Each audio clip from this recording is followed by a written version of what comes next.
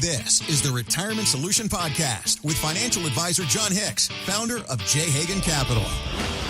Every year, Nashville hosts Country Radio Seminar, which brings together not only legends and innovators of country music, but many others from all different walks of life. And Jon Hicks was at this year's CRS, where he had the chance to meet a true American hero, retired Army veteran Shilo Harris.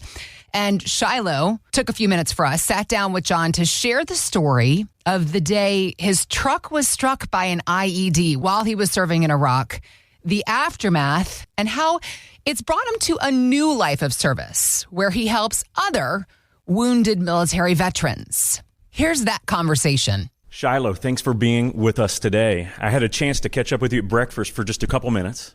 Unbelievable character. We had the chance to talk for just a minute. Tell me a little bit about what led you here today. Well, if I'm being honest, I mean, it's a very good friend of mine invited me to come. She said that, you know, it would be good if I wore my uniform and just come out here and represent veterans, and that's what I'm doing. So I'm so proud to be here. Well, thank you for your service, first and foremost. We had an opportunity to talk for a couple minutes. I mentioned that I'm the first generation of my family in 5 generations that didn't serve in the military, and we had that conversation. I didn't ask, though, what made you decide to be a soldier? Great question, and it's part of the story. I mean, it's part of the journey.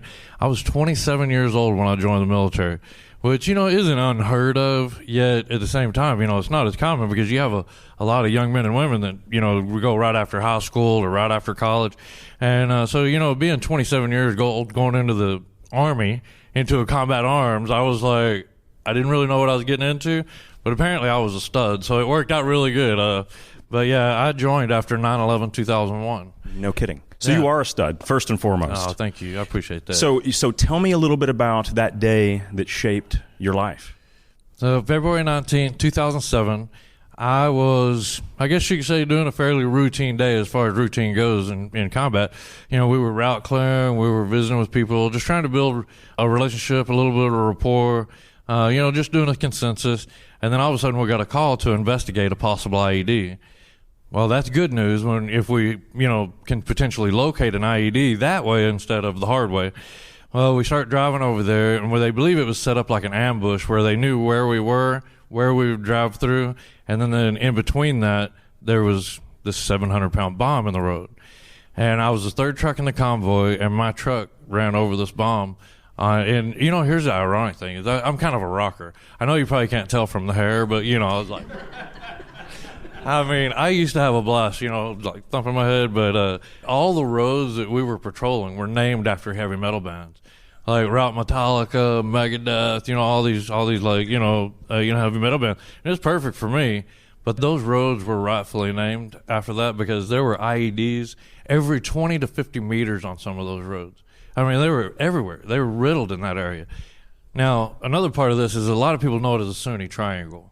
So, you know, that's another part of it. So it was obviously a hostile area, but it was just my day that day. No kidding. So how long did you recover? How long did it take you to recover from your injuries?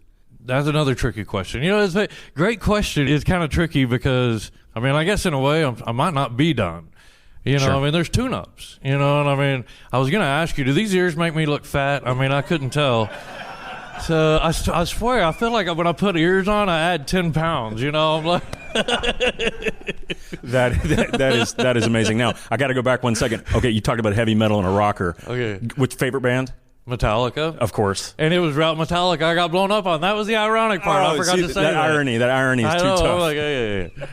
So when you are recovering, you know, and assuming that we may not be fully recovered yet, when you were doing that, what gave you that feeling, that mission that you wanted to go out and help other wounded veterans like yourself? I have a lot of joy in my heart. I do. And I mean, yes, I've been through the stuff, you know, but here's the thing is I'm still here. And I have to trust that God has a plan, that I survived for a reason. And so I've just kind of taken that as a mission to go out there and just serve and show people that, you know, the way that you look isn't as important as what you do. What you do and what you say are some of the most important ways to show that you love, that you care, that you want to do something better, that you want to improve your own life. And I'm just happy to do it, man. And I go out there And sometimes I'm not even really doing anything, and people are like, dude, you just changed my life. And I'm like, I'm glad I did. Thank you. Your passion is infectious. It truly is. Well, thank you so much for what you're doing. One last question. What got you involved with the country music scene?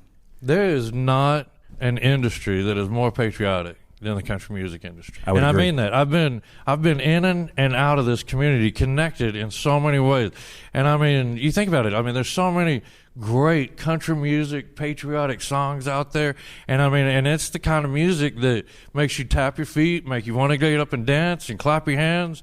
And that is country music. And I'm so proud to be connected to it. So thank you. That is amazing. That is awesome. Thank you. Thank you so much for your time. Again, thank you for your service. Thank you for all that you're doing, and keep doing it. We need more people with that passion, that conviction in our lives. Guaranteed. Well, thank you. Thank you, Shilo. A huge thank you to Shilo Harris for taking the time to share some of his story with Jon. If you want to learn more about Shilo, you can visit his website, shiloharris.com. We also have links posted in the show notes. So you can just click there. And of course, you can always hear more of Jon's ideas anytime by downloading the Retirement Solution podcast episodes wherever you like to listen, or find us anytime. Visit retirementsolutionshow.com, where we also have links posted in the show notes. Thanks for listening to the Retirement Solution Podcast with Jon Hicks. Begin the conversation about your savings plan with Jon and the team at J. Hagan Capital by visiting retirementsolutionradio.com. Be sure to listen to Jon's radio show, The Retirement Solution, Saturdays at 8 a.m. and Sundays at 9 a.m. on News Radio 840 WHAS. J. Hagan Capital Incorporated is not licensed in all 50 states. To find out if J. Hagan Capital Incorporated is licensed in your state, please call 502-690-5635. J. Hagan Capital Incorporated is not affiliated with nor endorsed by the Social Security Administration or any other government agency and does not provide legal or tax advice. By contacting us, you may be provided with information about insurance and annuity products offered through J. Hagan Capital, LLC, NPN number 1882794.